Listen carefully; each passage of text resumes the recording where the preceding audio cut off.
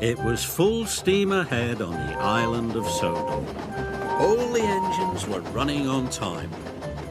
They wanted to finish their work quickly because tonight was Halloween. The engines loved seeing the children in their Halloween costumes. And the engines loved to hear tales of ghostly engines and scary steam trains. That evening, the Fat Controller came to Tidmouth Sheds. "Thomas and Emily, you must go to the smelter's yard," he said. "An important delivery of iron must be collected right away." "Yes, sir," they puffed. Percy thought the smelter's yard was spooky. He was worried about his friends. "Look out for ghosts," he whistled nervously. "It is Halloween." "There's no such thing as ghosts," Thomas said cheerfully. "It's just silly make-believe," added Emily, and they steamed off to the smelter's yard.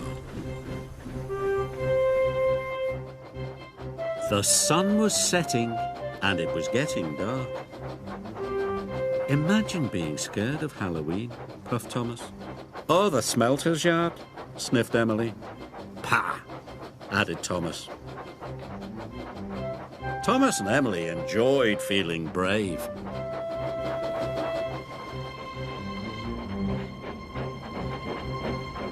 But when they got to the smelter's yard, it was very spooky. "Oh my," whispered Emily. "Oh dear," hissed Thomas. They puffed slowly through the piles of jagged steel and twisted scrap. The air grew hotter and smoke grew thicker. Harry and Bert were lurking nearby. The two Diesels saw the chance to scare a couple of steamies.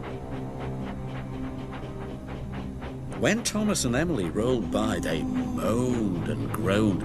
It sounded spooky. "What was that?" snapped Emily. "You said there was no such thing as ghosts." "Silly make-believe, you said," gasped Thomas. Suddenly a truck began to shudder and shake. "Cinders and ashes!" cried Thomas. "Help!"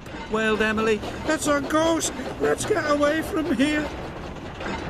They didn't know Harry and Bert had been bumping the flatbed's buffers. The two naughty Diesels were having great fun. Thomas and Emily pulled up to the smelting shed. They gasped at the ghostly shadows and fizzing sparks.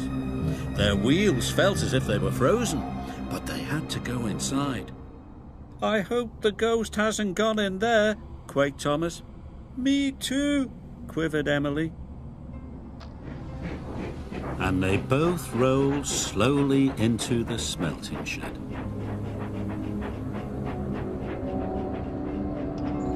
Inside, chains clanked and strange shadows danced across the walls. Must be brave, Thomas puffed. But it was spooky. Emily was turning round, ready to shunt some trucks. A great whoosh of sparks lit up the shed. "That's my buffers!" cried Emily.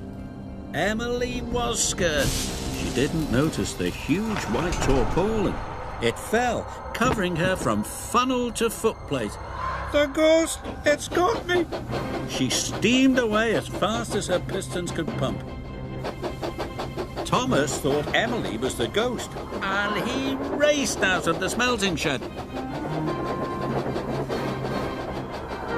"The ghost is after me!" cried Thomas. Harry and Bert thought Emily was the ghost too, and they raced away.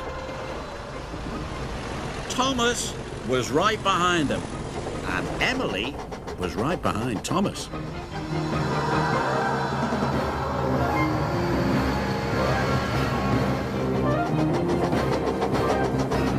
"Help!" Emily cried. "The ghost has got me!" Harry, Bert, Thomas and Emily raced towards Tidmouth Sheds. Tidmouth's sheds was quiet and peaceful. All the engines were fast asleep. Thomas's whistle soon woke them up. It's Thomas! Cried Percy. Something must be wrong. Suddenly he saw Thomas, Harry and Bert racing into the yards. Stop! He cried. Harry, Bert and Thomas applied their brakes. They stopped just in time. The ghost is after us, whistled Thomas. Percy was scared, but just then Emily raced under a signal and the tarpaulin flew off.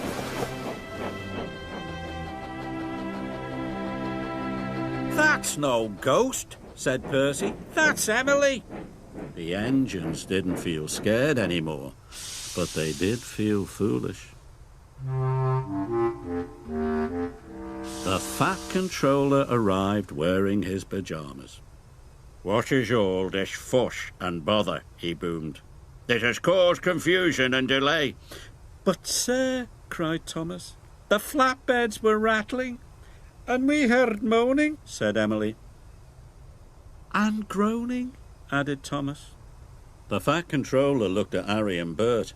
Do you know anything about this? He asked sternly. It was us, sir, Bert mumbled. For your punishment, you will go back and collect the iron at once, said the Fat Controller. Yes, sir, said Harry and Bert, and they rumbled away.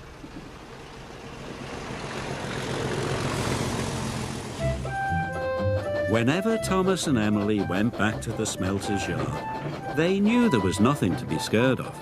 After all, there is no such thing as ghosts.